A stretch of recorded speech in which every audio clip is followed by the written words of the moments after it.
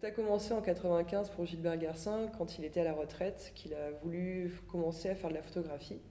Il a suivi un stage aux rencontres d'Arles avec Pascal Dolomieu, qui l'a amené au montage photographique. À la base, Gilbert Garcin était vendeur de luminaires à Marseille, et je pense que c'est pour ça qu'il sait très bien mettre en lumière les objets, et notamment ses mises en scène. Donc au tout début, quand il a commencé à faire ses images, il a postulé un petit peu dans des associations, il a un petit peu exposé entre La Ciotat et Marseille. Et puis comme ça marchait assez bien, il a postulé ailleurs et il a notamment été représenté au festival au Portugal de Braga. Et c'est là où Christine Ollier de la Galerie des Filles du Calvaire a découvert son travail. Et c'est à un moment-là en fait que Christine l'a montré à Paris Photo. Donc là, on doit être dans les années 2000, je ne sais plus exactement, et c'est à ce moment-là qu'il a commencé à exposer de partout dans le monde.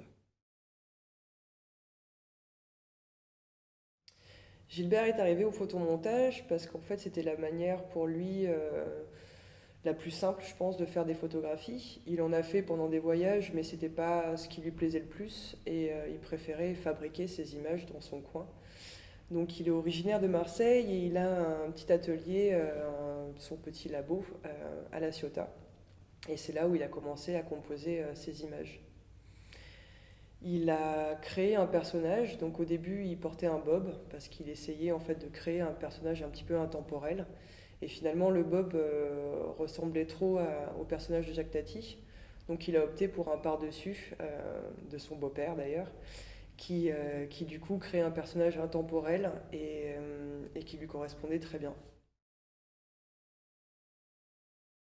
Donc de ces photomontages, en fait, il se prend en photo donc lui-même avec son par-dessus.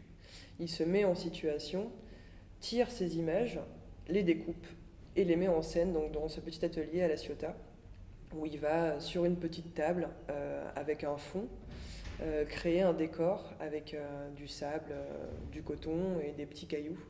Et c'est comme ça qu'il réalise ses photos. Les thématiques de Gilbert Garcin sont des thèmes universels. Il va parler de vie, de mort, d'art, d'amour, et du coup, il va créer des petites scénettes philosophiques et poétiques pour parler de ces sujets-là.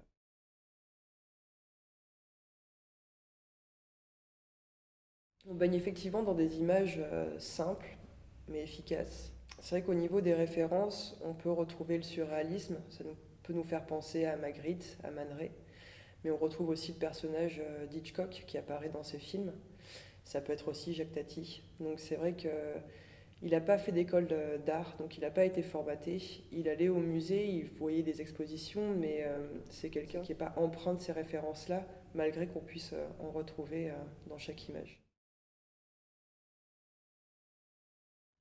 Alors le noir et blanc pour Gilbert, ben, je ne peux pas trop parler en son nom, mais il y a une des raisons qui est dit par lui, c'est que la couleur n'apporte rien. En fait, ça apporterait des détails qui ne sont pas utiles dans sa photographie.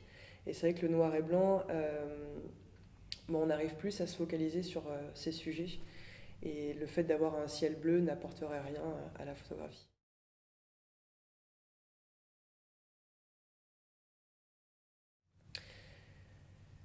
Alors dérive, pour Gilbert Garcin, là non plus, je ne peux pas parler à sa place, mais en tout cas pour moi, en tant que commissaire d'exposition, si j'ai choisi Gilbert Garcin dans cette thématique de dérive, c'est parce qu'il crée des images dans un monde assez onirique.